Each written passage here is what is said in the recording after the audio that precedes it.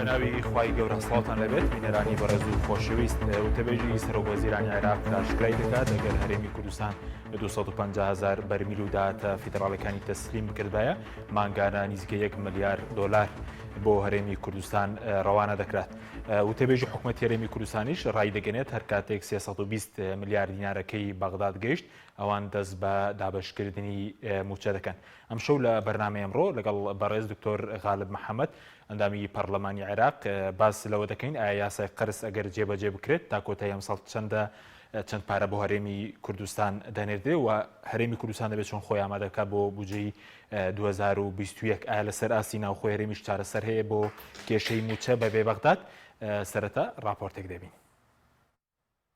يعني إقليم كردستان المفروض يروح لمليار دولار. وتەبێژی سەرۆکوەزیرانی عێراق ئاشکرای دەکات ئەگەر حکوومەتی هەرێم 250,000 بەرمیل نەوتی ڕادستی عێراق کردبە مانگانە 1 ملیار دۆلاری بۆ دەهات. لە چاوپێکەوتنێکدا لەگەڵ کەناڵی عێراقیە ئەحمەد مەلاتەڵاڵ وتەبێژی مستەفا کازمی سەرۆکوەزیرانی عێراق ڕایگەیاند موچەی فەرمانبەرانی هەرێم لە یاسای قرسدا نەهاتووە. هێزە سیاسیەکان مافیان هەیە هەر بڕیارێک بدەن. حکوومەتی ئێستا لەسەر بودجەی 2019 دەڕوات چونکە بودجەی 2020 پەسەند نەکراوە. وتەبێژی سەرۆکوەزیرانی عێراق ئاماژەی بەوەش کرد بە پێی بودجەی 2019 پێویستە مانگانە ملیارێک دۆلار بۆ هەرێم بڕوات. حکوومەتی عێراق پارەی 250,000 بەرمیل نەوتی هەرێم و پارەی دەواازە سنووریەکانی دەبڕێت و تەنیا 320 میلیار دینار بۆ موچەی فەرمانبەرانی هەرێم دەنێردرێت. وتەبێژەکەی حکوومەتی کازمی لە چاوپێکەوتنەکەی دابەڕوونی ئاماژەی بەوە نەکرد کەی و چۆن 320 میلیار دینارەکە دەنێرن. حکوومەتی هەرێمیش بۆ دابەشکردنی موچە چاوەڕێی گەشتنی پارەکەیە. جوتیار عادل وتەبێژی حکوومەتی هەرێم لە کۆنگرێکی ڕۆژنامەوانیدا ڕایگەاند هەر کاتێک 320 میلیارەکەی بەغدا هات دەست بە دابەشکردنی موچە دەکەن. وتەبێژی حکوومەتی هەرێم وتیشی بەم نزیکانە شاندی هەرێم سەردانی بەغدا دەکاتەوە و گفتوگۆکانیان بەردەوام دەبن. ڕێکەوتنێکی شەفاف بکە و ئەو داهاتانەی کە ئیتیحادین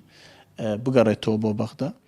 لای خۆشیەوە ڕێبوار حەمەد وتەبێژی کۆمەڵی ئیسلامی ڕایگەیاند باشترین چارەسەر بۆ پرسی موچە ڕێکەوتنێکی بنەڕەتی و شەفافە لە نێوان حکوومەتی هەرێم و عێراق. وتەبێژەکەی کۆمەڵی ئیسلامی ئەوەش دەخاتە ڕوو حکوومەتێک نەتوانێت موچە دابین بکات بۆ هەڵوەشانەوە باشە. ماوەی 6 ساڵە هاوڵاتیان و موچەخۆران لە هەرێم لە دۆخێکی سەختدان. حکوومەتی هەرێم و بەغداش لەسەر دۆسەی نەوت ناگەنە ڕێکەوتن.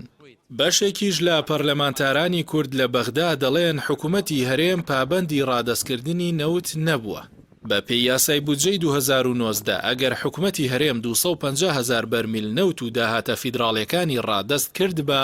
مانگانە تریلیۆنێک و 300 میلیار دیناری بۆ دەهات. بەمەش دەیتوانی موچەی تەواوی موچەخۆران بدات و پرۆژەی خزمەتگوزاریش ئەنجام بدات.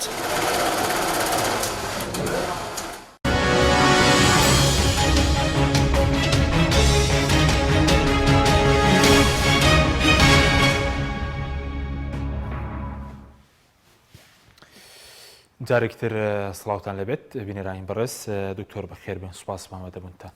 سوپاس. ئەگەر سەرەتا لە یاسای قەرزەوە دەست پێ بکەین کە پێنجشەمەی ڕابردوو پەرلەمانی عێراق پەسەندی کرد ڕای بەڕێستان لەسەر یاسا کە کاردانەوەی زۆر هەبوو هەندێکیان پێیان وایەوە دژی هەرێمی کوردستان هەندێکیان پێیان وا بوو ئەمە لە بەرژەوەندی هەرێمی کوردستان. بەڵێ سڵاومەیە بۆ ئێوە و بۆ بینەرانی خۆشەویستان. طبعاً ئەو یاسایە تازە نییە ئێوە هەموو جارێک لە فەقەرەیەک لە مەسەلەی موازنە بێت یان هەر یاسایەکی تر پەیوەست بێ بە قەرزەوە یا پێویست بێ بە پارەوە ئەم بابەتی تایە ینی و هیچ شتێکی تازە نییە و نازانم ینی بۆ حکوومەتی هەرێم ئەم بابەتەی وا ئاراستە کردووە کە پەیوەستە بە شتی قەومیەوە یان پەیوەستە بە بڕینی قوتی خەڵکەوە. طبعاً ئەوەی کە قوتی خەڵکە بڕێ بەڕاستی بەرپرسانی هەرێمی کوردستانن و بە تایبەتی سەرۆکی حکوومەت و سەرۆکی هەرێم و ئەو لژنە پەیوەندیدارانەی کە بەدەهات و ئەوانەوە هەیە چونکە بۆ لەبەرەوە لەو فەقەرە هاتووە ئەڵێ تۆ 250,000 بەرمیل لەو تەسلیمکە نیوەی داهاتی مەرزەکان تەسلیمکە ئێمە زیاتر لە ملیارێ دۆلار بۆ ئەنێ ملیارێ دۆلار ئەکاتە تریلیۆنێک و 200 میلیار دینار با بێت موچەی فەرمانبەرانی هەرێم تقریبان 880 میلیارە لەوەش 320 میلیاری ئەمێنێتەوە 320 میلیار ئەمێنێت و ئەتوانن پرۆژەی پێ بکەن ئەتوانن قەرزیان بەسەرەوە بیدەنەوە لەگەڵ ئەوەشتا 250,000 بەرمیل نەوتی تریان ئەمێنێت و ئەتوان ئەگەر 50% لەگەڵ کۆمپانیەکان شەریکمان بن 250,000 بەرمیلەکە بدەن بە ئەوان و نیوەی داهاتی مەرزەکانی شەمێنێتەوە بۆ بەرپرسەکانی یەکێتی لێرە بیدزن و بەرپرسەکانی پارتیژ لەودی و بیدزن بەشیانی بەشی دزیەکانی شەمێنێتەوە و خۆت شەزانی داهاتی ناو خۆشمان زۆرە ینی نمونەی زۆر هەیە ئێمە لە داهاتە بۆ نمونە تۆ سیارەیەک لێرە ڕقم ناوەکەی بوێنی سیارێک لە مڵکایەتەکەی بگۆڕی لە بەغدا 50,000 دێچێ لێرە 450 بۆ 500,000 ناری دێچێ خانوویەک لێرە تاپۆ بکەی 100 متر بێ 2-3 میلیۆنت لێ وەرەگرن لێوێ 100,000 لێ وەرەگرن لە بەغدا بەڵێ لێرە سێ هێندە و چوار هێندە زیاد کراوە لێرە بەڵێ لێرە کارەبای توجاری 130 دینارە 1 کیلۆواتی لێوێ 50 دینارە کیلۆواتێکی کارەبای مۆلیدە بەڵێ لەوێ بنزین بە 450 دینارە باشەکەی لێرە هەموو ڕۆژێک کەس نازانێت ڕۆژ 100 ڕۆژێنێ لەوێ لتری 150 دینارە لێرە لتری نەوت 700 دینارە یعنی هەموو فەرق و جیاوازیە کە ئەمان داهاتیان زۆر زیاتر ئەبێ لە ئەبێ بەڵام ئەمان بۆ ئەمە بەهین ێزان ینی بە کێشەیە زانن ئەنی بەرپرسانی هەرێم دەمان باش ئەمان بۆ بە کێشەیە زانن بە هۆکاری ئەوەی ئەمان لە مێشکانە نەبووە نەو تەستیم بکەن ئەمە ساڵ و نیوەکە گاڵتەیان بە عەقڵی هەموو خەڵک کردووە و گاڵتەیان بە عەقڵی حکوومەتی عێراق بەس هەموو جارێ دەڵێن تەسلیممان کردو ئێستا دەڵێن حکوومەتی هەرێم چەندین جار بۆ نمونە لە 2020 زیاتر لە 12,000 ڕۆژتووە دەڵێن هەموو جارێک ئێمە ئامادەین و پابندیشمان جێبەجێ کردو بەسەوە عێراقە نەوتەکە وەرناگری ئەی بۆ ئەگەر نەوت وەرناگرێ بۆ ئەگەر عێراق لە یاساکە بنووسێ 250,000 بەرمیل نەوتم ناڵێ 250,000 ئەڵە بڕۆ تەنسیق بکە لەگەڵ سۆمۆ یعنی ئەگەر سۆمۆ بڕەکەی کەمتریش کرد لە 250 من هەر ڕازیم ئێخۆ باشتر سۆمۆ ناڵێ وەریم ئێستا حکومەت عێراق نەیوتە وەری ناگرم کاتە سۆمۆ بڕۆ دانیشە لەگەڵ سۆمۆ ئەڵێ وەری ناگرم و پارەکەی خۆت بێنەرەوە باشە کاتە ئەمە ڕاست نییە ئەم مەجموعەیەک لێت ناشارمەوە ئەوەی کە حکوومەتی هەرێمی کوردستان ئەباتە ڕێوە مەجموعەیەک مافیان مەجموعەیەک بنەماڵن ئەم بنەماڵانە لە 27 ساڵی ڕابردوودا سەر 28 ساڵی ڕابردوودا سەرۆت و سامانی میلەتیان لە عەرزەوە بۆ سەرەوە هەمووی بردووە بۆ خۆیان و بەکاریان هێناوە بۆ مەسەلەی قەومی بەناو قەومێت و بەناوی درۆکردنەوە ئەوەی کە زەرەری زۆرتر لە کووردا بێت و لە قەومێتی کووردا بێت ئەم دوو بنەماڵە بوون بەڕاست باش بەس وەکو بڵین ئێستا یاساکە ئەگەر جێبەجێ بکە یاسای قەرز تۆ دەڵێ نزیکە 1 ملیارێک دلار ئەو بە قسەی منی هەونی قسەی ئەخرە و باسی بودجەی 2020 بڵین 2019 دەکرد ئێستا گەم یاسای قەرزە جێبەجێ بکە ئێستا بۆ ئەو دوو مانگە نزیکە 1 ملیار دلار دێتە هەرێم ئوستادی بەڕێز ئەم یازای قەرزە هەموو داهاتەکانی نەگرتوێتەوە بەشێک لە قەرزەکان و بەشێک لە داهاتەکان ئێمە نازانی سەنەوت بۆ ئێستا نەوت ئەمڕۆ 45 دلار بوو داهاتی نەوت زیاد دەکات باش یعنی ئەگە 45 دلار بێت ئێمە زیاتر لە ملیارێک دلار داهاتمان زیاد دەکات مانگانە باش نییە یعنی تۆ دراسی ئەوە بکە ئەمە یاسای ئەگەر یاسای قەرزەکە ئەمان بتوانن 250,000 بەرمیل و نیوەی داهات تەسلیم بکەن لە ناو یاسای قەرزەکە 950 میلیار دیناریان دەستکەن مانگانە یعنی ئێستا بۆ ناو یاسای قەرزەکە بەڵام داهاتی تر هەیە باش داهاتی تر هەیە ئەوەی کە وتە بێشی عێراق ئەڵێ کۆی داهاتەکە باسەکات ئەڵێ لە کۆی داهاتەکە مانگانە ئەوان ملیارە دۆلاریان دەست دەکەوێت باش یعنی ئێستا ئەگەر حکوومەت هێرێن یاسای بودجەی 2019 جێبەجێ کرد بە هەموو مانگی لە عێراقەوە 1 تریلیۆن بەڵێ ئێمە لە 2019 ئەم قسە ئەەکەین ئەڵێن ئەگەر بەشێک لە نەوت و بەشێک لە داهاتی مەرزەکان تەسلیم بکەن 1 تریلیۆن و 200 ملیار دینارتان بۆ دێ کە بەشی موچە و بەشی خزمەتگوزاری و بەشی پرۆژەی وەبەرهێنانەکات بەڵام ئەوان لە سایتەکانی ئەو سایتانەی کە مەسرور بارزانی خۆی بەڕێوە ئەبا بە ئێمە ئەڵێ ئەمانە جاش بەڵام خۆش لەوەیە ئێمە ئەڵێ نیوەی نەو تەسلیم بکەن ئەڵێ بە ئێمە جاش بەڵام نیەچیر دوێنێ وتوێتی هەمووی تەسلیمەکەین کەەوە ئەو دوو جار جاشە ئەگەر بە قسەی مەسرور بێ ئەو دوو جار جاشە یعنی ئەمە ڕاستەکەیەتی ئەمە حقیقەتە بێ خەڵکەمە بزانێت ئەبێ چیتر ئیتر خەڵک قبول لە چەند کەسێک نەکات یەکەم قبول لەم دوو بنەماڵە نەکات کە بێن قسە بکەن ناکرێ قوبا تاالبانی ناو بازارە ڕێبکە وێنەی لەگەڵا بگری ئەبێ بەردبارانی کەی بێت تەماتەبارانی کەی ناکرێ کۆیلەکانیان بێن قسە بە خەڵک بڵێن و بڵێن هیچمانەیەوە پارەمان نایە و پارە حرامە و نازام چی پارەی عێراق حرامە تۆ بێ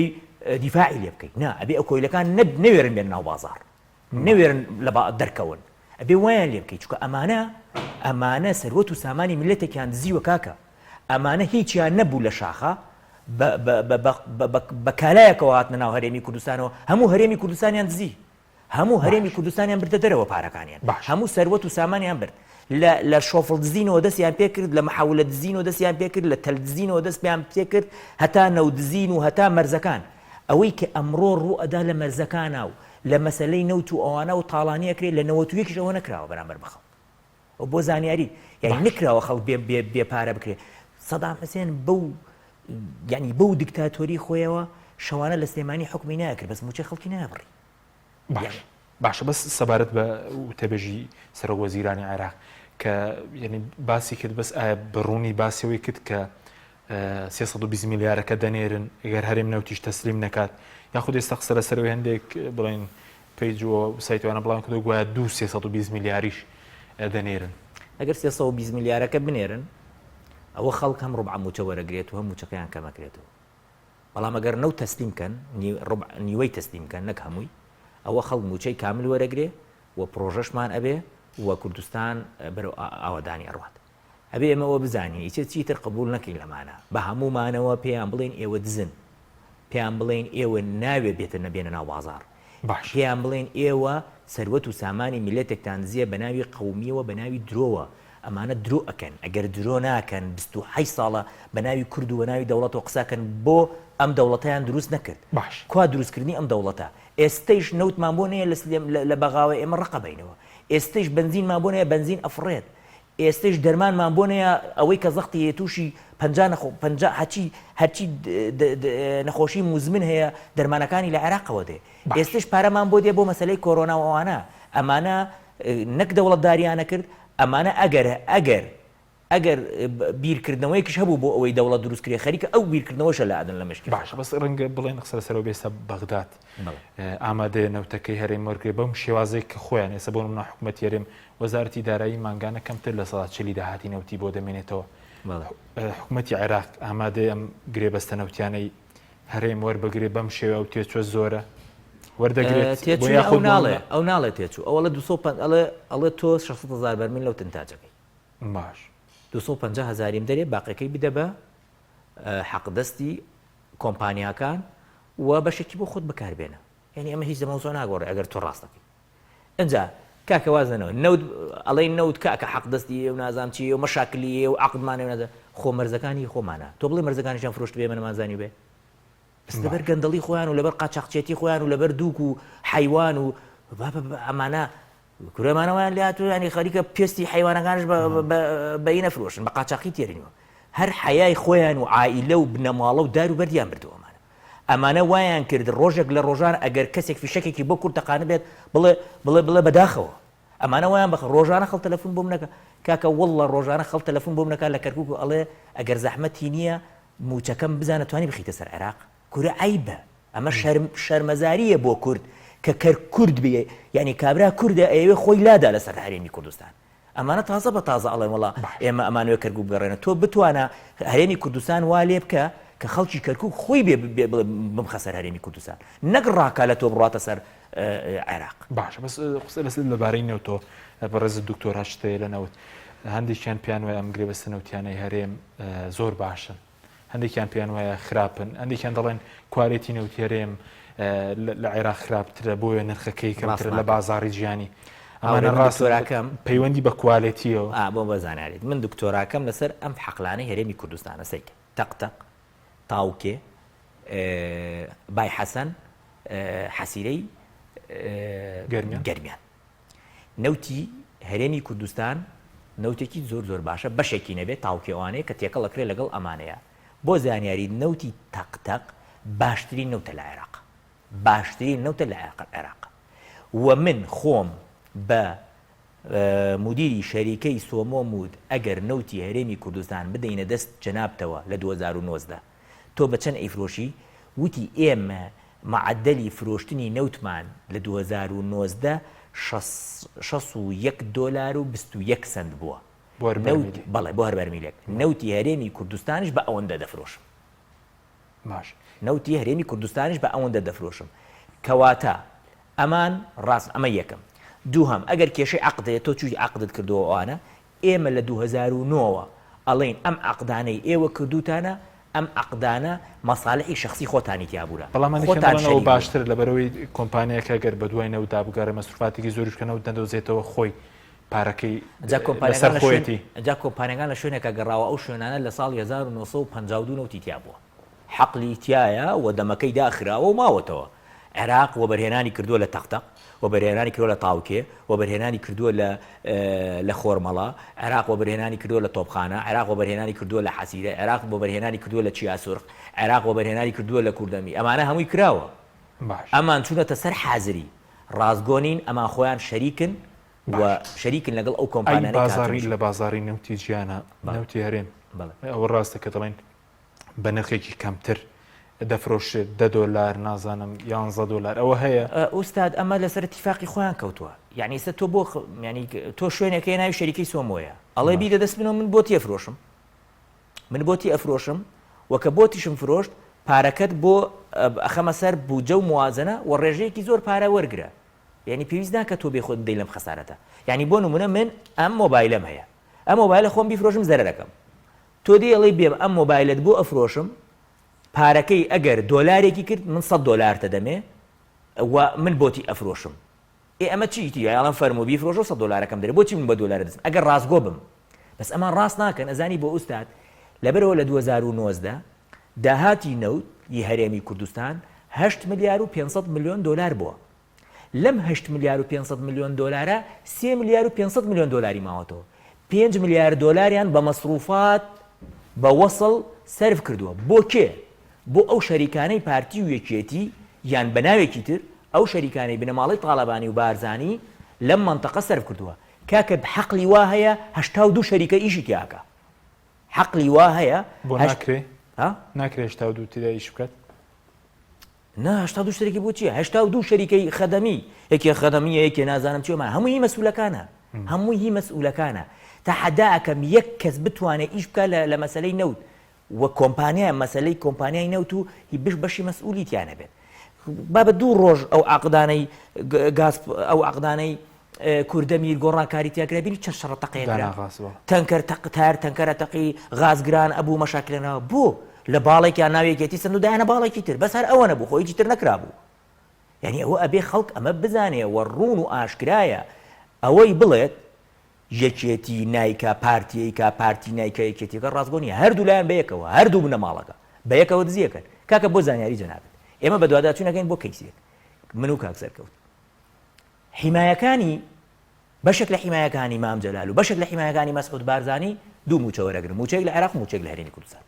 بەرپرسی لەم قسەیە بەرپرسم لەم قسەیە کاکە بە نووسرا و لامەوە ئێمە بە دوواداچوونمان کردوون نووسراومان لای هەموو شتێکمان ئەمانەوە بیانێنە دەستین بەیان دەست خەڵکیان هەیە تەقاعد بۆ لەوێ تەقاعدەکەی وەرەگرێ و موچەش لێرە وەرەگرێ ئەمە بۆ خۆیان هەنی تۆ سەیکە کابرا خۆی مردووە حیمایەکە دوو موچە وەرەگرێ ئەمە ئەمە چ قانونیەکە بۆ خەڵکی ئێمەش دەیان گەنجمانەیە دەیانی چی هەزاران گەنجمانەیە ڕائەکە بۆ 200,000 ڕائەکە تەعینی بکەن لە شەریکەیەک ڕائەکە تەعینی بکەن لە سۆپەرمارکێتێک قبول ناکەن بە حتا سکیوریتیەکانی سلێمانی هەموو مەسئولەکانی سلێمانی باتەڕێەوە مەسئولە عەسکەریەکانی یان باتەڕێەوە هەموو سکیوریتەکانی هەولێر و دۆک مەسئولە عەسکەریەکانی پارتیی بنەڕێەوە نایەڵن گەنجی بەدبەخت بچێت دەوام بکە ئەچن لە سۆپەرمارکێت لە مۆڵ و لە ئینەکان و لە شتە گەورەکان 11 وەرەقە وەرەگرن گەنجێک دائەنن 5 وەرەقەیە دەنێ 6 وەرەقەیە دەنێ من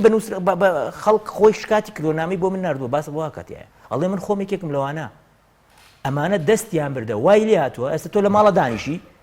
لە ماڵە ئەم هەفتە لە ماڵە دانیشە بزان چەند کەس دێت یەکێ دیێدا لە دەرگاڵێ 50,000 دەرێ بۆ وڵا ئاو سعات ئاو یەکێ دیێدا لە دەرگا 10,000 بەرێ چییە کاکە وڵا خاشاکەت فڕادەم یەکێ دیێدا لە دەرگا فەرموو وڵا تۆ جادەکەت نین کردووە پارەم بەرێ نازام چاکێکم یعنی ئەمانە سەرانە لە خەڵک وەرەگرن ئەوەی حکوومەتی عێراقی بە مروری زەمن 100 ساڵ حکوممانەکە بە کوردی نەکرد ئەمانە هەمویان بە کورد کرد بە ناوی قەومیەتێکی درۆزنەوە کە قەومی نین کە ئەمانە من هەر ئەوەندە ئاڵێ ئەگەر بنەماڵی بارزانی قەومی بن 100 کەس ناگرن لە لای خۆیان بە ناوی کە دەنگی ئازادن و مەدەنین بە ناوی تیرۆر و بە ناوی درۆ باش بەس سەبارەت بە کرەی بۆری یعنی لە عێراق شەر بەم شێوێسە بۆ نمونە لە هەرێم کۆمپانیای کار و ڕوز نەفت لێرە 644 میلیۆن دلار ساڵی ڕابردوو وەرگرتو بۆ کرێی بۆری کۆمپانیای بڵێن وزەی تورکی 494 میلیۆن دلار لە عێراقش خۆی کۆمپانیایکی حکومی کۆمپانیایکی بووبوورە تایبەت کرەی بۆری وەردەگرێت نەخێرە بۆری هەرکە بۆ زانیاریدا و بۆری کە دروست کراوە بۆری بە پارەی من و تۆ دروست کراوە ئەو بۆری یەکەم جا بە پارەی حکوومەتی هەرێم دروست کراوە دوای چون فرۆشتاندایانە ملیارێک و 800 میلیۆن بەس کەس دیار نییە پارەکە هەلەکوێ ئەوە بەزەوە تا ئەزانی ئاشتی ئەزان نێچیروان بەرزانی چێکە نێچیروان بەرزانی دێت خۆی ئەیفرۆشێتە خۆی یعنی کۆمپانیای کاری نێچیروان بەرزانیە کاکە خۆ ئەمە علمی زەڕە نییە یعنی کە کارەتوانێ ئەوە ئیش بکە کار چییە زانێ لە دنیا تاکو بێ لە مەسەلەی نەوت ئیش بکات و عقوداتی هەبێ و لە بای حەسەن ئیشکا و لە ئاوانە ئیشکات کاتە دەست بەستەریا ئەگرێت عێراقیش بەم شێوەیە کۆمپانیای ئەهلی نا کۆمپانیای ئەهلی بۆ نمونە پارە وەربگرێ بەمان شێوە کۆمپانیای ئەهلی نییە ئێمە لە عێراقا بۆرەکەی خۆمانە تایباتە بەسڕە و لە بەسڕە باخیرە هەیە باخیرە ئەڕوات تەواو هیچ مشکلی پێویست ناکەبەوە ئێمە ئیسە پێویست ینی لێت ناشارمە پێویست ناکە ئەمانە شێر و گورگمان بۆ بکەن باش هیچ شێر و گورگی نایە ئەی دەبێت چی بکەن یەک دوو تەریقە لە بەردەستیانەیە باش ئەم نەوت و سەروەت و سامانەی کە دەستیانەکەوێت لە ماوەی مانگێکدا بەشی موچەی خەڵکە کات و خزمەتگوزاریەکە فەرم و دەستیان خۆش بێ تاپە ڕەشقش لە گیرفانیان دەرکەن بە ناوی ڕێفراندۆمەوە موچەی خەڵک بدەن باشە ئەوە یەکەم باش ئەمە یەکەم بەشی خەڵک ناکە بە قسە درۆینەکەی ئەوان فەرم و دەستیان خۆش بێ تەسلیمی عێراقی بکەن با عێراق موچەی خەڵک داوانە ئەو کاتەی عێراق نەیکرد با هەمومان بەیەکەوە بینەوە بۆ ماڵ ئێوە زەمانەتیەوە دەکەن ئەگەر نەوتەکە تەسلیمی بەڵێ ئەگەر نەیکرد ئەو کاتە هەمومان دێنە سەر شاشە ئەڵێن ئەم عێراقە درۆی کرد لەگەڵمانە ئەم عێراقە ماڵی ئەوە نییە لەگەڵی بین وەکو ئەو برادەرەوتی تەلبەریکەن تەلبەنیکەن ناڵە تەلبەنیکەن ئێمە دەڵێن گاگە فەرمون تەلبەنیگەن ئێمەش بەڵام ئێوە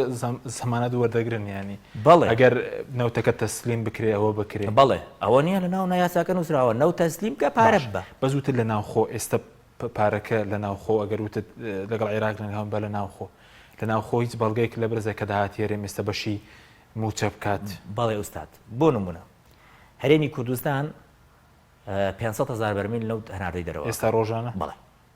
و بەشێکیش لە ناوخۆ ئەفرۆشێت ئەو بەشێک کە ئەیفرۆشێت لە ناوخۆی داتە پاڵاوگە نایاسایەکان و پاڵاوگە یاسایەکان ئەو پاڵاوگەی خۆیان نایاساییە و باش نییە ئەیدا پێیان باش و لەو 500,000 بەرمیلە 600 میلیۆن دلاری دەسەکەوێت داهاتی مەرزەکان دوو قات زیادی کردووە داهاتی مەرزەکان دوو قات زیادی کردووە من نمونەیەک دەدەمێ لە 2020 زیاتر لە 11 میلیارد دلار ئێمە شتمان عێراق شتمان لە تورکیا کڕیوە یەک منفەز هەیە کە شت بێتە ناو عێراقەوە لە تورکیا ئەوش کوێیە ئیبراهیم خەلیلە لە هەموو شتێک کە تۆ عادەتەن گومریکی 10% زیاترە 10% معادلەکەی 10% 11 ملیارەکە وەرگرە ئەکاتە چەندێک 1 ملیار و 100 میلیۆن جارێکان 2020 تەواو نەبووە بۆ زانیاری ئەمە باسی بۆ دەکەم هی مانگی داتای مانگی 8 بۆ 9 یعنی ئەوەیە کەواتە بەس ئەو شتومەکەی کە هاتۆتە ناو عێراقەوە لە تورکیا بەس گومریکی ئەوە 1 ملیار و 100 میلیۆن دۆلارە ئەمە یەک ئەی چەندیان ناردۆتە ئەو دیوە بۆ زانیاریت ئەمانە قاچاقچێتیەکەن بە یاسایی پێتەڵە لە عێراقا فافۆن مەعادن مەمنوع بڕاتە دەرەوە ئەمانە هێن لە سلێمانی لە هەولێر لە دهۆک شەریکاتیان داناوە ئەیکەن بە قاڵب ئەی بەنە دەرەوە لە هەر تانێک دەفتەرێک دۆلار غەرامەی ئەینێتی گومریکێتی دەبێزان چەندێکی بردوێتە دەرەوە باشە 11 شەریکەیان ئیش ئەکات 11 شەریکەیان هەیە 11 شەریکە لە ئیبراهیم خەلیل ئیشەکە بۆ حزب کۆمپانیاکە ناوی گروپ ستێرە ئەم گروپ ستێرە هەولێر و دۆکی هەمووی خواردووە هەر هەموو هەولێر و دۆکی خواردووە تۆ بڕۆ دوکانێدانە دەبێ بە شەریک هاوڕێگیان داهاتی هەرێمی کوردستان وازە داهاتی هەرێمی کوردستان ئەوە هیچ بالیان داهاتی چوار دایرە ئەتیحادیەکە هەیە ئەوەی کە موچەکەی لە عێراقەوە دێت باش زۆرترە لە داهاتی مەرزێک بۆ زانیاریت 1 دیناری نەچۆتە بۆ عێراق تا ئێستا هەمووی دراوەتە کۆمپانیای حزبی و داهاتەکانە بن بخۆیان کەسیش نازانێ بۆ تۆ تا ئیقامەیە وەرگری ملیۆنە دینارت لێ وەرەگرن ئەزای چەند سووری هەیە چەند ئێرانی هەیە چەند هەیزن ئەمە بۆ عێراق ناڕۆتەوە هیچی باش ئێستا مەزن دەکەی داهاتی ناوخۆی هەرێم بەڵێ داهاتی ناوخۆی هەرێم بۆم دەرکەوتەوە زیاترە لە ملیار و 200ەکە لە تریلیۆن 200 ئێستاش ئەگەر زیاتر نییە بۆ نایدەن وانە عێراق ئەڵێ وە نیوەی داهاتەکە من 1 تریلیۆن و 200 میلیۆن ملیارد بۆ ئەنێرم تۆ بە هەموویەوە نایدەی کەواتە بە هەموویەوە زۆر زیاتری لەوە وانە باش ئەی سەبارەت بەوەی کە ئێستا خەڵک دوای وتەبێژی لە دوای وتەبێژی کازمیش هەر ینی دڵنیان نەبوو تۆ ئایا 320 میلیارەکە دێت وتەبێژی کازمی بەنەسەن ئەڵێ ئەمە ئینێرین ینی ئەڵێ ئەم دوو مانگە ئەڵێ ئەم مانگە ئەتوانین بینێری و ئەمە ینی بەڕاستی من پێم خۆشە بینێرن لەبەرەوە موچەی خەڵ بدرێت و دوایەوە لە موازنەی 21 بێن ئەو شتانەی خۆیان تەزوید کرد ئەوە ڕوونیکەنەوە بۆ خەڵکیش ینی ئەمە لەگەڵ لایەنە عێراقیان ئەمە کێشەمانە هەموو جارە پێیان ئەڵێن موچەی خەڵ دوور خەنەوە لەم کێشەی خۆتانە هەوڵ بدەن موچەی خەڵ بکەن بەڕاستەو خۆ ینی خۆتان بیدەن خۆتانیش نایدەن بۆ خەڵک ڕوونیکەنەوە کە ئێمە ئەوە پارەمان بۆتان نردووە و ئەبێ بیدەرە موچە و فەرزی کەنە سەریان کە بدرێتە موچە نەک بدرێتە کۆمپانیای کار و کۆمپانیەکان ترکە بە ناوی قەرزەوە وەریەگرن کەکە پارتی نەک ڕاستگۆنیە لەگەڵ خەڵکە ئێستا پارتی ئێمە ئەم هەفتە هەمووی هجوم ناکاتە سەر عێراقڵێ عێراق قەومەچین و عێراق شۆڤێنین و عێراق نازانچی دوێنێ خەریکی ڕێکەوتن بوونە بۆی 5 وەکیل وەزیردانن دوێنێ خەریکی ڕێکەوتن بوونە بۆی 5 وەکیل وەزیری پارتی دانرێ یەکێکی لە لیژنەی یەکێکی لە وزارەتی مالیە دانرێ لەو کەسانەیە پێش ماوەیەک ئەمبینی لەسەر شاشەکانی پارەی عێراق حرامە بەس حرام نییە خۆت وەکیل وەزیری لە عێراق بەڵێ سوپاس دەکەم ناوبڕێکمێ دەکەم وڵای بەڕێز بەڵێ بینەرانی بەڕێز ناوبڕێکی کورت و دەگەڕێنی وڵاتە تۆپ ئارت تاکە بریکاری تۆڕی میدیایی کۆمەڵ بۆ بەرهەمهێنان و بڵاوکردنەوەی ڕێکلام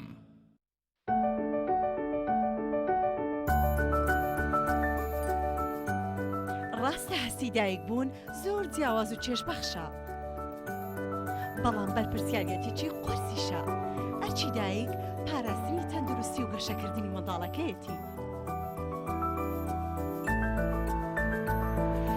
باشترین خۆراک بۆ منداڵەکەی شیری دایکە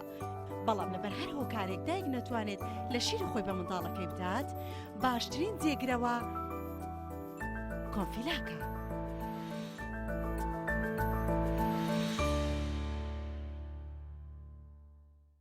چۆن زۆپای ئەسڵی تۆیۆتۆمی تۆربۆ یابانەی دەناسرێتەوە وشەی تۆربۆ ناوی مارکەکە نیە ناوی مارکە ئەسڵیەکە تۆیۆتۆمیە و ئێستا لە عێراق و کوردستان بە تۆربۆ ناسراوە و هەربەم هۆیەوە دەرفەت بۆ ساختی ئەم کاڵایە لە بازاردا زۆر بووە و بە ناوی تۆربۆ لە وڵاتانی تر ساختە دەکرێت بۆیە پێتان ڕادەگەیەنین کە تەنها وشەی تۆیۆتۆمی مارکە ئەسڵیەکەیە گەرانتی 3 ساڵی لەگەڵدایە بە تەنها زۆپای تۆیۆتۆمی فتیلەکەی سیڵقی هەیە کە بەشی 3 ساڵ دەکات زۆپای تۆیۆتۆمی یابانی مۆدێل RC37 ئارامی و دڵنیایی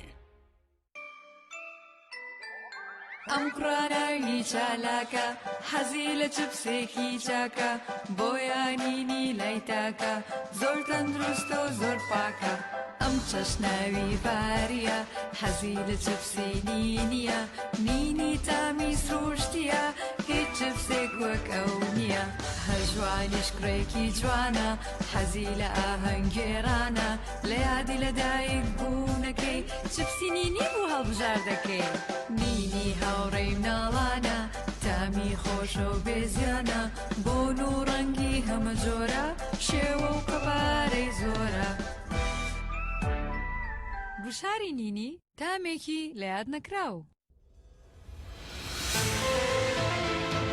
بە خۆپارێزیەوە لەگەڵ کتێب هاوڕێ دەبین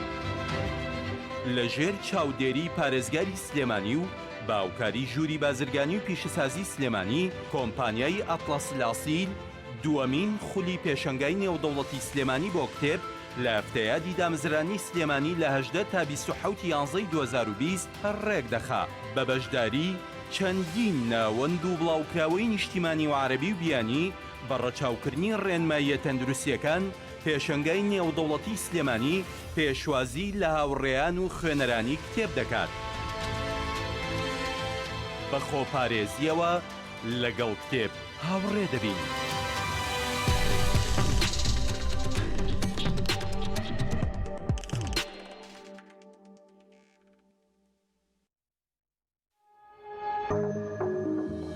ئارت تاکە بریکاری تۆڕی میدیایی کۆمەڵ بۆ بەرهەمهێنان و بڵاوکردنەوەی ڕێکلام.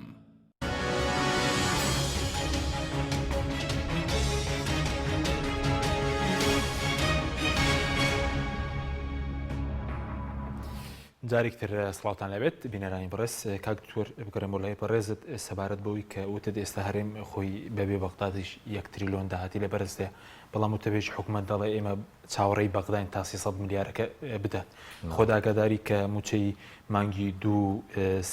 و مانگی بڵێن نۆش بە لێبڕینەوە دابشکراوە 5 موچەشیان هەر بڵێن نەیانداوە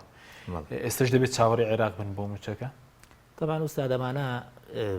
هیچ خۆیانی پارەی خۆیان سەرف ناکەن ینی بەس هەر پارەیەوەی لە عێراقەوە هاتۆ دایانەوەتەوە یانی سێک ئەگەر سەیری هەرێمی کوردستان بکەی بە 3 قۆناق تێپەڕیوە ئەم هەرێمە لە 91 تا 2014 کە وەزعی خەڵکەر باش نەبووە موچە نەبوو جاری وا بوو لە جاتی موچە تەنەکەی ڕۆنیان داوا بە مامۆستا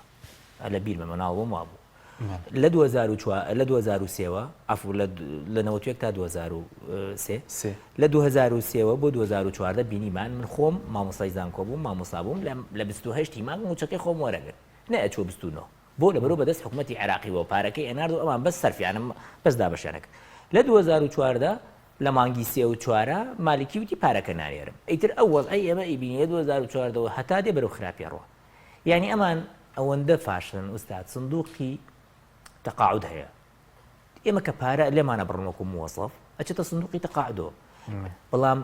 سندوقی تەقاعد بوو ئەوەیە کە بدرێتەوە متەقاعدەکان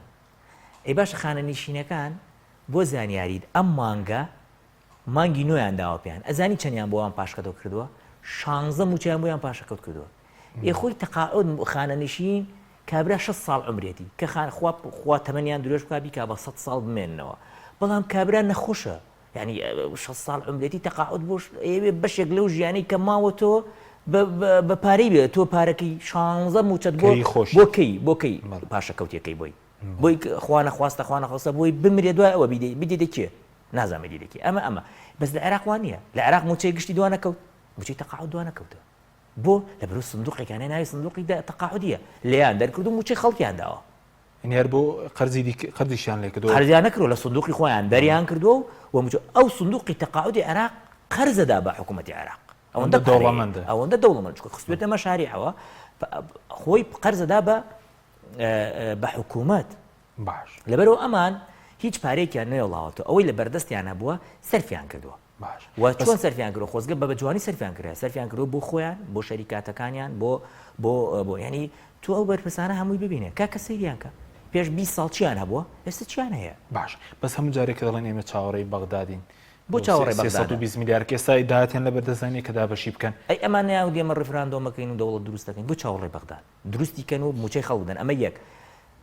هەرێمێک کە بە 3 مەحافەزەوە 1 ملیار و 264 ملیۆن بەرمیل نەوتی هەناردە کردی بێ لە 2007ەوە هەتا مانگی 3 2020 عیدنێ چاوی بە عێراقەوە بێ 1 ملیار بەڵێ 1 ملیار و 264 ملیۆن بەرمیل نەوتیان هەناردە کردووە لە 2007ەوە بۆ مانگی 3 2020 گەروانیە با ڕوونکردنەوەم بۆ بدەن هەمووی بەدەلیلەوە بە قسەی خۆیان هەمووی بە نووسراوی خۆیان هەمووی بۆیان بڵاوەکەمەوە داهاتەکەی بە چەند مەزن داهاتەکەی زیاترە لە 80 میلیارد دلار 80 میلیارد دلار باشە 69 میلیارد دلاریش هاتۆتە ناو هەرێمی کوردستانەوە 11 میلیارد دلاریش بە ناوی شرینی نەوت وەرتان گرتووە 21 مەرزستان هەیە کە هەرچی خواردنی ئەکسپایرە و هەرچی سەیارەی بێ ڕەقەمە و هەرچی دووگ و حەیوان و نازام چیەکەنە ژوورەوە بۆ ئەم خەڵکە ئێستا خەڵک زۆر جارەیە ئەوە کادری پارتیە بینم کۆمنتەکە بۆ منەڵەتی ئەوە بۆ پارەی گەنمتان هێنەوە بەخۆینە بە مەسعود بارزانی و مەسرور بارزانی و بە یەکێتی و پارتی ناڵێ ئەوە بۆ لە 2014 هەرچی گەنیمی سووریا و گەنیمی وڵاتەکانی تردان داخل کرد بە ناوی گەنیمی خەڵکەوە خۆ ئەوە دەگەی ئەوەیەکەی خۆین هەرچەند ئێمە چەند جار داوامان کردووە و پێم وایە لەمە دوا پارەی گەنمی 2020 دێت و چکە 2 تریلیۆن لەم قەرزەی بۆ تەرخان کراوە بۆ پارەی گەنمی جوتیاران بەڵێ 2 تریلیۆن لەم قەرزە بۆ پارەی گەنمی جوتیاران تەرخان کراوە و ئەم قەرزە نەفاذی 3 مانگە یعنی ئەبێ لەم 3 مانگەیە دەست بکەن بە پارەکە و بۆ 2014 ئەوانەژە هەر خەریکین کە ئیشی تیاکەن کە بدرێت یعنی ئەمان بەهۆی ئەمانەوە خەڵکە نیشێتە قۆڕ بەڵام دیفاعی لێ ناکەن لەما بخۆیان دانیشتون هەر جارێک قسەیەک فڕائدەن و یا فڕی نادە. باش سەبارەت بەوەی کە ئێمە لە بەردەم پرۆژە یاسای بودجەی 2021 ئێستا چی نوێنەرانی کورد چی وەکو حکوومەتیش دەبێت چۆن خۆیان ئامادە بکەن؟ ئێمە قسەکانمان وازەحە لە مانگی 2019 کۆبوونەوەی کرا کە وەفدی هەرێم هاتە بۆ ئەوێ بە قسەکانمان وازەح بوو من کاک ئەحمەد کاک سەرکەوت هەموو قسەی وازەح پێیانمان وت کە ئەبێن بەشێک لەنەوت تەسلیم بکەن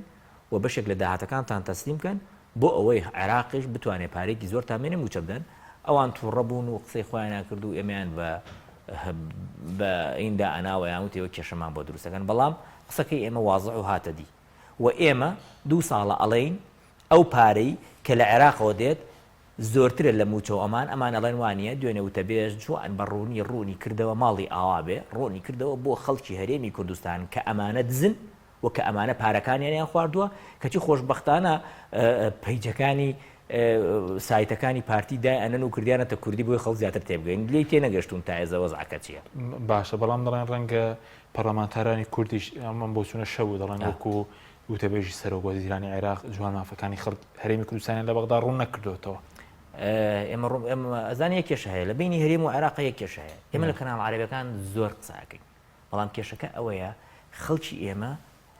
تەلەڤیزیۆنی عەرەبی زۆر کەم گوێی لێگرێت لەبەرەوە پەیامەکانمان ناگات بەڵام عێراق ئێستا هەموو ێزانێ بڕۆسەیکە یعنی لە شارعی عێراقی هەر کەسێک ئەگریت ئەڵێ تۆ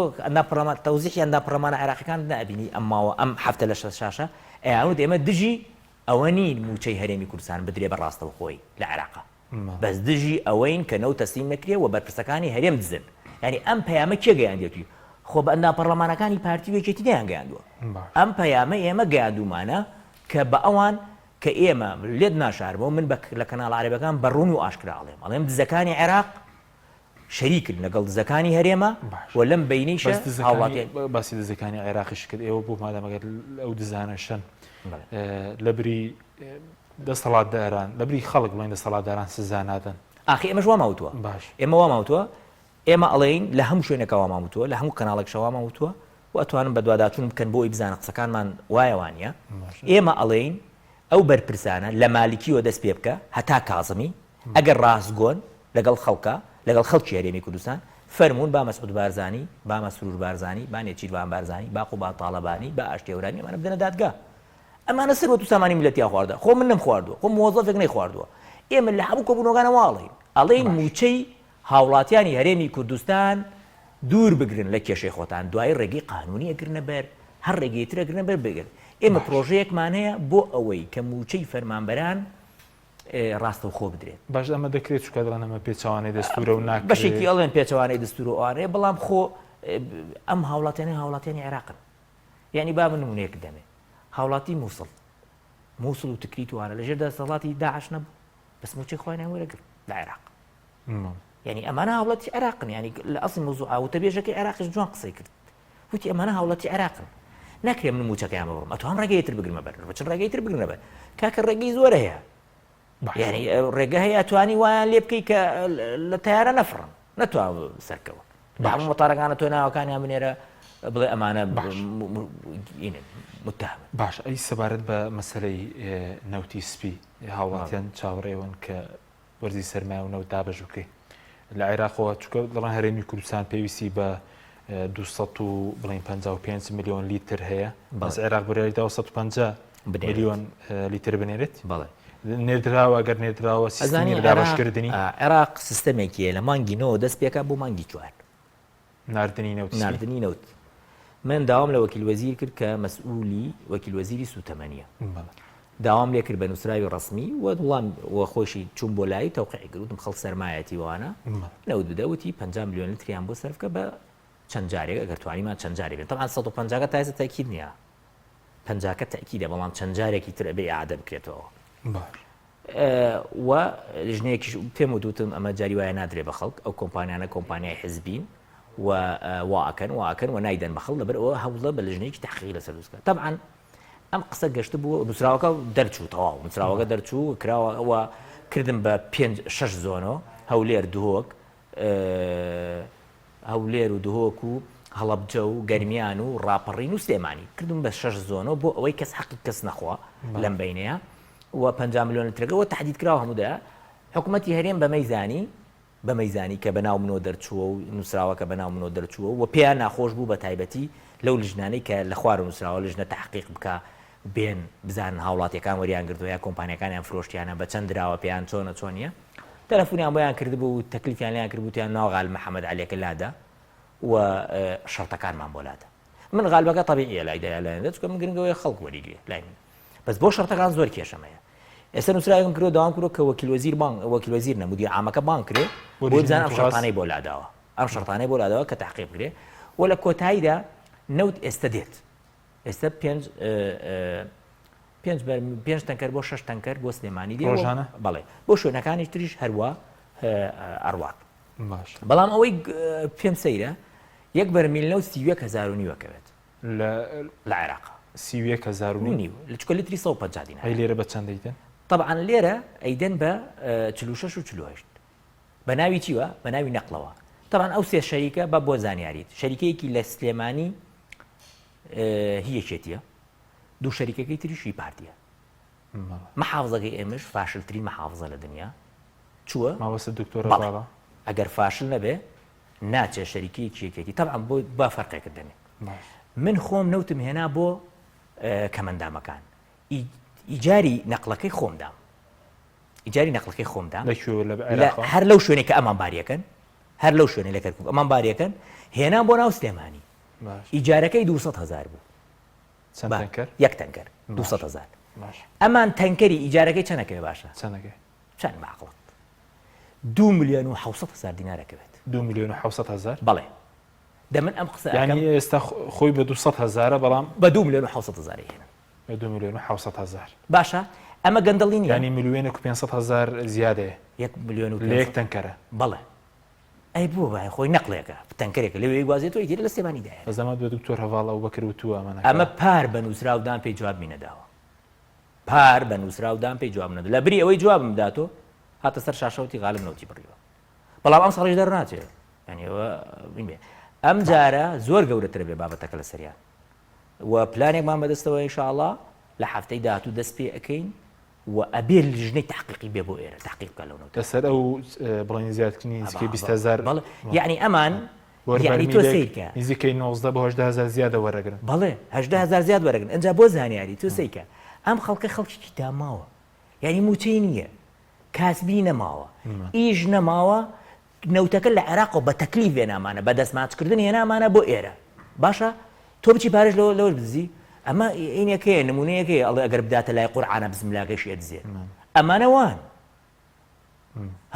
هەمووی بۆ خۆی قەیناچێکا بیکە بەڵام من پێم سەیرە مەحافظێک کە 243,000 دەنگی هێنابێنە ناو سلێمانیە غەدر لە هاوڵاتیانی سلێمانی بکە لە بەرچاوی غەدرەکە بینێ ناتوانێت قسە بکە کاکە کۆمپانیایەک نووسراوی بۆیان کردووە وتوێتی من نەقلەکە بە 350,000 هێنم مەیدەن بە 2 ملیۆن تەنکەرێک بەڵێ ئەمان چوونە دایانێتە بە 2,700,000 یەک جایتر چکەمە 5 ساڵە ئەم کۆمپانیا وەرێگرێت چکەم کۆمپانیایی یەکێتیە بێ وەرێگرێت باش کاتم زۆر هەرێم بۆچی لە ناو خۆی نەوت ینی نەوتی سپی بەرهەم نایانێت لە کاتێک خۆت پێشتر ئامارێکت کردبوو کە هەموو هەرێمی کوردستان پێویست 1,300,000 خێزان هەیە پێویستی 260 میلیۆن بەڵێ 1,300,000 خێزان ئێستا بڵێن 1,300,000 بەرمیل بەڵێ ئەتوانێت ینی لە مانگێکاوان 13 میلیۆن بەرمیل نەوت خاو دەفرۆشن ینی ناتوانن لە ساڵێکە 1,300,000 بەرمیل وەکو نەوتی سپی بەرەم بێنن زای لە قسەکەی جەزاب تۆ دەست پێکەم لە مانگێکە 13 میلیۆن بەرمیل نەوتی خاو ئەدزن بەڵام لە ساڵێکە بە مافی هاوڵاتێکی نازانن 1 بەرمیل نەوتی سپی بدەنێ بۆ زانیاریت حکوومەتی هەرێمی کوردستان ئەو پاڵاوگانەی کە هەیەی داوێتی بە ئیجار بە عێراق سەیکە عێراق چیەکە عێراق خۆی نەوتەهێنێ ئەیدا بە پاڵاوگەی بازیان و کار باشە بە $10 بۆی تەسفیەکەن باشە نەوتی خۆی ئێنێ بە $10 تەسفیەکە بە 31,000 بەرمیلێکی نەوت ئەدا بە هاوڵاتیانی سلێمانی کەچی ئەمان دێن لەوەش دزیەکەن بەڵام بۆی بزانیت هەرێمی کوردستان ئەتوانێت نەک 260 میلیۆن لتر لە ساڵەکە ئەتوانێت 300 بۆ 350 ملیۆن لتر نەوتی سپی بەرهەم بهێنێت. یعنی هەر ماڵێک ئەتوانێت بەرمیلێک و 5-6 جلیکان زیادەشی بداتێ. بەڵام نایکە لەبەر ئەوە نایەوێ هیچ پارەیەک بدا بە هاوڵاتیان، ئەوێ بەس پارە لە هاوڵاتیان وەرگێت. باش کاتم زۆر کەمەوە بەس سبارەت بە گەرمی جوتیاران وتی 2022 تریلیۆنیان بۆ سەرکردەوە لە یاسای قەرزەکە و لەمە دو دەسەکەن بە تەوزیعکرد. ئەوەی 2014 وانەی 2014 و 15 و 16 بە کازمیمان وتووە چەند جارێک بە نووسراوش پێمان داوە وعدی داوە پێمان کە وەزعی مادی تۆزێک باش بێت بەش بیدا پێیان. بەڵێ سوپاس دەکەم زۆر سوپاس بۆ ڕێز دکتۆر غالب محەممەد ناوی پەرلەمانی عێراق سوپاس دەکەم. سوپاس بۆ بینێرانی بەڕێز سوپاس بۆ هاوکارانم تا بەرنامێکی دیکە خواتان لەگەڵ.